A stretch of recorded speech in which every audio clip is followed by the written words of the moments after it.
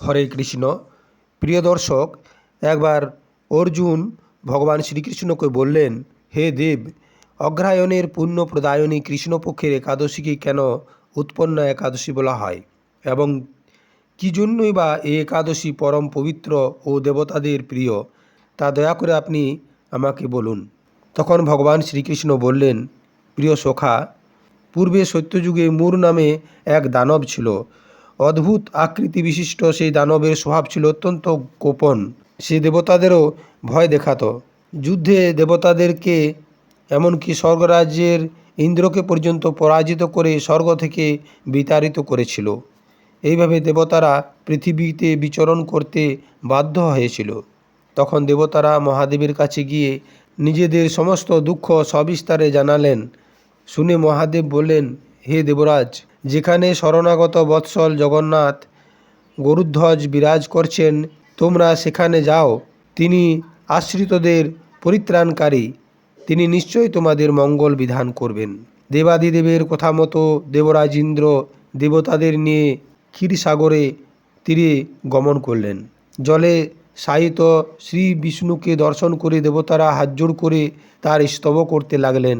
স্তুতির মাধ্যমে নিজ নিজ দৈন্য ও দুঃখের কথা তারা ভগবানকে জানালেন। ইন্দ্রের কথা শুনে ভগবান নারায়ণ বললেন, হে ইন্দ্র, সেই মূর দানব কীরকম, সে কেমন শক্তিশালী তা আমায় বলো। ইন্দ্র বললেন, হে ভগবান, প্রাচীনকালে ব্রহ্মবংশের তালজঙ্ঘা নামে এক অতি পরাক্রমী অসুর ছিল। তারই পুত্র সেই মূর অত্যন্ত বলশালী, ভীষণ উৎকট এবং দেবতাদেরও ভয় প্রদানকারী। সে চন্দ্রাবতী নামে এক পুরীতে বাস করে। স্বর্গ থেকে আমাদের বিতাড়িত করে তার স্বজাতি কাউকে রাজা, কাউকে অন্যান্য দিকপাল রূপে প্রতিষ্ঠিত করে এখন সে দেবলোক পর্যন্ত সম্পূর্ণ অধিকার করে নিয়েছে। তার প্রবল প্রতাপে আজ আমরা পৃথিবীতে বিচরণ করছি। ইন্দ্রের কথা শুনে ভগবান দেবদ্রোহীদের প্রতি অত্যন্ত ক্রোধান্বিত হলেন। তিনি দেবতাদের সঙ্গে চন্দ্রাবতী পুরীতে গেলেন। সেই দৈত্যরাজ শ্রীনারায়ণকে দর্শন করে জোরে জোরে গর্জন করতে লাগল। দেবতা ও অসুরদের মধ্যে তুমুল যুদ্ধ শুরু হয়ে গেল। যুদ্ধে দেবতারা পরাজিত হয়ে এদিক ওদিক পালিয়ে গেল। তখন যুদ্ধক্ষেত্রে শ্রীনারায়ণকে একা দেখে সেই দানব তাকে দাঁড়াও দাঁড়াও বলতে লাগলো। শ্রী ভগবানও ক্রোধে গর্জন করে বললেন, হে দুরাচার দানব, আমার বাহুবল দেখ। এই বলে অসুরপক্ষীয় সমস্ত যোদ্ধাদের দিব্য বাণের আঘাতে নিহত করতে লাগলেন। তখন তারা প্রাণ ভয়ে নানা দিকে পালাতে লাগল। সেই সময় নারায়ণ দৈত্য সেনাদের মধ্যে সুদর্শন চক্র নিক্ষেপ করলেন। ফলে সমস্ত সৈন্য ধ্বংসপ্রাপ্ত হল। একমাত্র মূর অসুরই জীবিত ছিল। সে অস্ত্রযুদ্ধে নারায়ণকেও পরাজিত করল।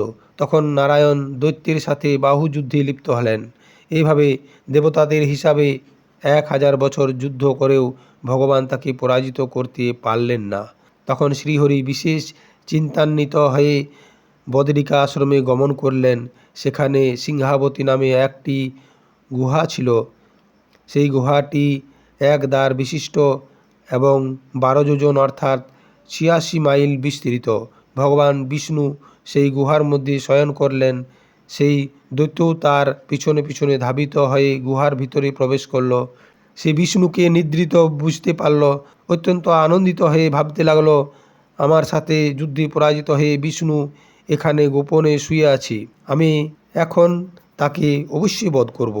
দানবের এরকম চিন্তার সঙ্গে সঙ্গে শ্রী বিষ্ণুর শরীর থেকে একটি কন্যা উৎপন্ন হলো। সেই কন্যাই উৎপন্ন একাদশী। তিনি রূপবতী, সৌভাগ্যশালিনী, দিব্য অস্ত্রশস্ত্র ধারিণী ও বিষ্ণু তেজ সম্ভূতা বলে পরাক্রমশালী ছিলেন। দৈত্যরাজ সেই স্ত্রীরূপিণী দেবীর সাথে তুমুল যুদ্ধ শুরু করল। কিছুকাল যুদ্ধের পর দেবীর দিব্য তেজে অসুর ভস্মীভূত হয়ে গেল। তারপর বিষ্ণু জেগে উঠে সেই ভস্মীভূত দানবকে দেখে বিস্মিত হলেন। এক দিব্য কন্যাকে তার পাশে হাত জোর করে দাঁড়িয়ে থাকতে দেখলেন। বিষ্ণু বললেন, হে পরাক্রান্ত উগ্রমূর্তি, এই মূর দানবকে কে বধ করল? যিনি একে হত্যা করেছে তিনি নিশ্চয় প্রশংসনীয় কর্ম করেছে। সেই কন্যা বললেন, হে প্রভু, আমি আপনার শরীর থেকে উৎপন্ন হয়েছি। আপনি যখন ঘুমিয়েছিলেন তখন এই দানব আপনাকে বধ করতে চেয়েছিল, তা দেখে আমি তাকে বধ করেছি। আপনাদের কৃপাতেই আমি তাকে বধ করতে পেরেছি।